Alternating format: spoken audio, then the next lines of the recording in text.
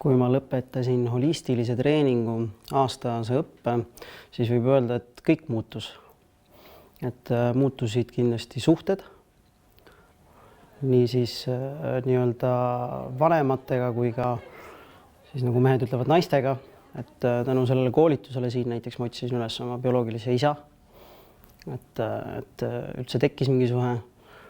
Kindlasti, kui rääkida nüüd perest ja vanematest, siin me õpime selgelt seda, et kui palju mõjutavad vanematega suhted nii-öelda meie elu, et kui palju meil on nii-öelda neid selliseid lahendamata küsimusi nendega.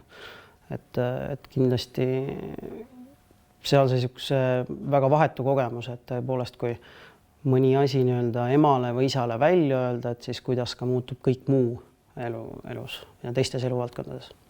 Väga suur muutus toimus tervises, et minu jaoks ma olin ikkagi noorena olin väga tihti haige, et ei ole nüüd viimased 7-8 aastat ei ole tarbinud ühtegi farmatseutilist medikamenti.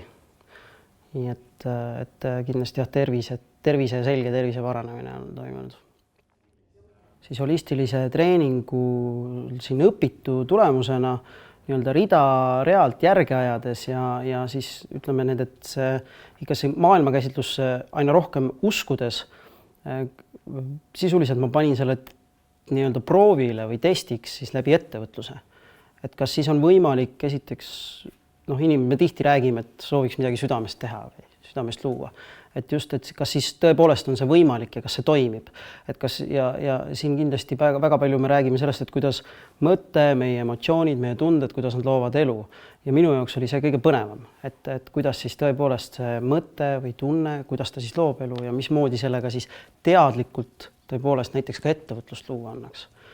Ja siis 2008 algatasime sellise ettevõtte nagu Loodusvägi. Ja tegeles kohe algusest peale, me ei olnud selle valdkonna spetsialistid, aga see oli selline idee, mis seest kuidagi sügava sellise arutluse käigus tuli, et soovisime hakata tootma mahetooteid. Teadmata selle juures ise, me olime ühe sõbraga siis alustasime, et teadmata ise selle juures midagi toiduainetööstusest või tootmisest. Oli ainult see idee ja mõte ja usk, et see on võimalik seetõttu, mis siin oli õpitud. Ja me alustasime Raekoja platsi jõuluturul ja täna me oleme seal, et meil on selline üle 55 toote, me ekspordime Skandinaavias ja Inglismaal ja oleme Eesti ainukene mahebränd, mis on nii-öelda eksporditud Eestist välja. Aga ma ei usu, et see oleks nagu alguse saanud, kui ei oleks sellist infot või sellist teadmist nagu kuklas.